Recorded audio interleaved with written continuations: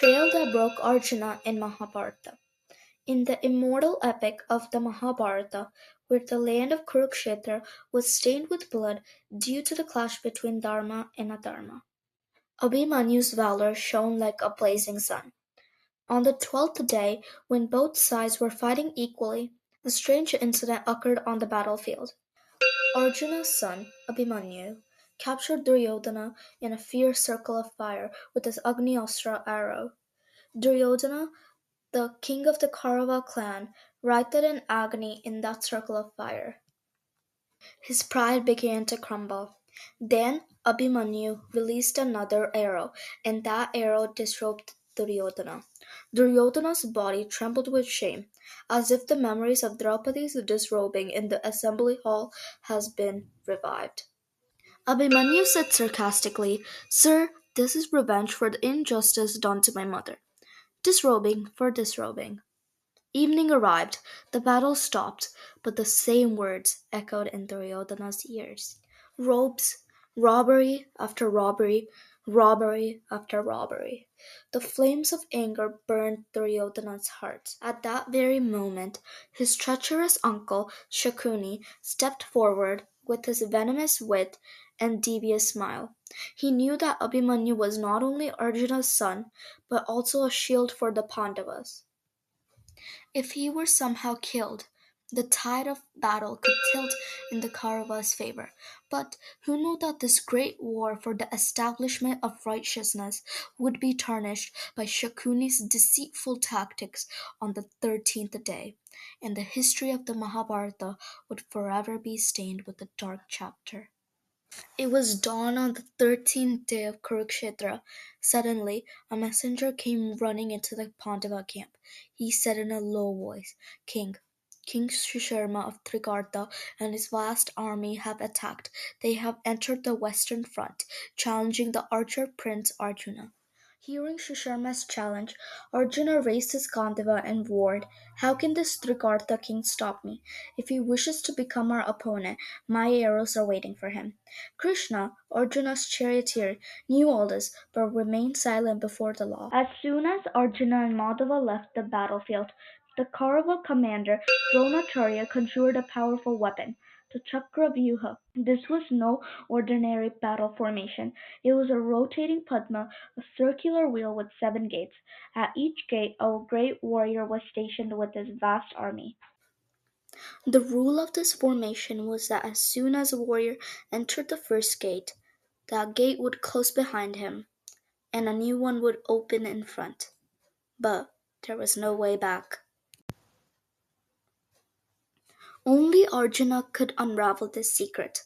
But see the strange play of fate. This knowledge also reached Arjuna's son, Abhimanyu, but only partially when Arjuna's wife, Subhadra, was pregnant. One night, Arjuna began to tell them the secret of breaking the Chakravyuha. Abhimanyu, still in his mother's womb and yet to be born, overheard the art of breaking the Chakravyuha's 7 gates. But when Arjuna began to share the secret of getting out of it, Subhadra fell asleep and the secret was lost. Therefore, Abhimanyu gained the knowledge to enter the Chakravyuha but not to get out. The Pandavas now understood that this was all a conspiracy to keep Arjuna away from the battlefield. Yudhishthira asked in a distraught voice, "Who will face this Chakravyuha now? Who will break it?" Just then, a young man appeared on the horizon, one whose heart flowed with Arjuna's blood. He was Abhimanyu, son of Arjuna, son of Subhadra. Abhimanyu said firmly, "Father is not here, but I am. I know how to break the Chakravyuha. Yes, I don't know the secret of getting out, but all of you please support me." Yudhishthira tried to stop him. "Son, Yava is extremely dangerous. How will you face him alone?" But Abhimanyu remained firm. He said, "Tatri, trust me. I am certainly capable of breaking through it." Abhimanyu mounted his chariot and set off for the Chakravyuha. But fate had other plans. From the Kaurava side, Jadratha advanced, blessed by Shiva to stop all the Pandavas except Arjuna from fighting for a day. Abhimanyu entered the terrifying trap alone.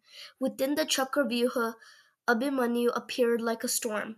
His sword blazed like thunder. His arrows pierced the sky. He broke the first gate, then the second, then the third. He pierced each one with his valor. But Shakuni's plan succeeded at the seventh gate. The seven great warriors, Dronacharya, Kripacharya, Karna, Duryodhana, Dushashana, Shakuni, and Ashwatthama, were present. Together, they attacked that single warrior.